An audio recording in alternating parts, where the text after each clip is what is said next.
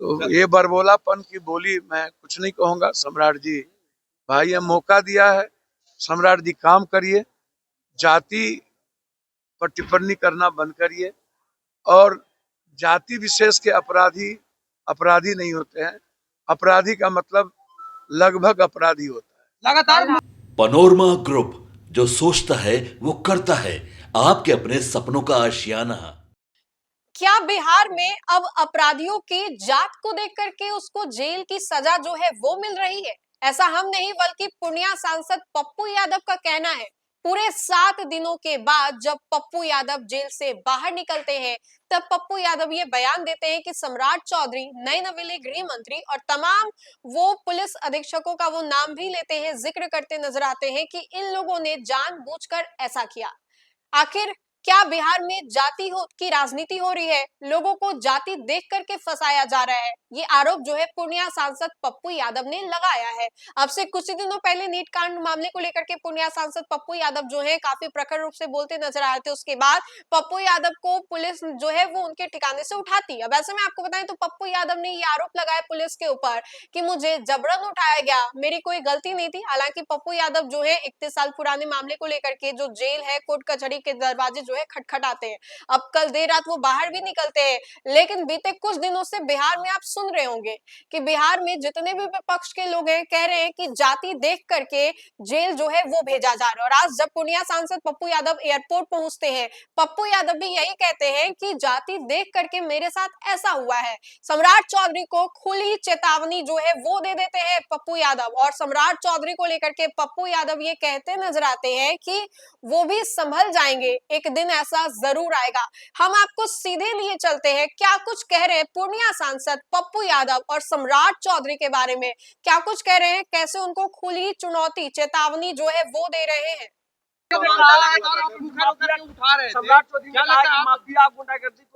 अच्छी बातें हैं तो जाति को गाली देना बंद कर दें। और कल पत्रकार को मारा है, बच्ची का बलात्कार हुआ है, 6 साल की बच्ची का बलात्कार हुआ है। एक बच्ची थाने में गए थे तो बोला मजा लेने गया है, एंजॉय करके लौट जाए।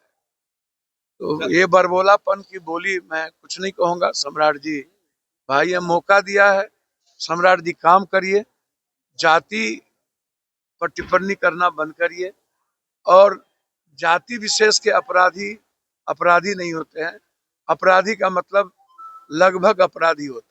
लगातार मुखर होकर के आप आवाज उठा रहे थे नीट छात्रा कल। भैया वो लड़ाई है अभी सर कल मुझको नहीं पता कौन दिवस जहाँ बच्ची ही सुरक्षित नहीं है, जहाँ बेटी और गायब हो रही है, वहाँ कौन सा दिवस मनाना है भाई? आप हमको बताइए ना। सर जेल से आने के बाद आपने एक बड़ी चेतावनी दी है माफियाओं को, और आगे आपने कहा है कि मैं इन सब मुद्दों को दिल्ली में भी मैंने तो कहा स्पीकर से मिलूंगा, लोकायुक्त से, कोर्ट में मैंने केस किया है। ये एसपी पूर्णिया में भी थे, इस पर प्रिविलेज लाए थे लॉरियंस के मुद्दों पर। ये भानु प्रताप सिंह, दीपक और 3 नेता मिले हुए हैं। मैंने यह भी कहा खेमका हत्याकांड में कौन नेता इन्वॉल्व है, कौन परिवार, वो भी उजागर करूंगा।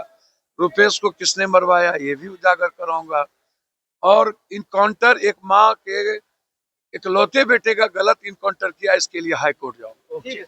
तो आपने सुना कि पप्पू यादव ने क्या कुछ कहा। अब ऐसे में हम आपको बताएं तो बिहार की राजनीति बीते कुछ दिनों से काफी ज्यादा गरमाई हुई है, जहां पर बिहार में प्रशासनिक व्यवस्था को लेकर के लगातार सवाल जो है वो खड़े हो रहे हैं।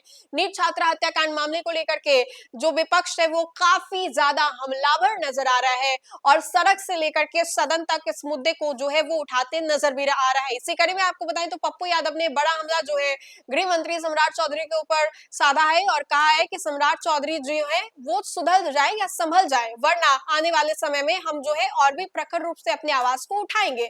और अगर वो लोग सोचते हैं कि इसको जेल भेजने से आवाज नहीं उठेगा तो ऐसा कुछ नहीं होने वाला है। मैं अभी जाकर के लोगों से मुलाकात करूंगा और अगर ऐसा करने से मुझे और आगे जेल जो है भेजा जाएगा तो मैं 1000 बार जेल जाने को तैयार हूं। लेकिन सम्राट चौधरी को लेकर के पूर्णिया सांसद पप्पू यादव ने क्या कुछ कहा, किस तरीके से उनके ऊपर ये जो बड़ा हमला है वो किया गया, ये हमने आपको सुनवाया।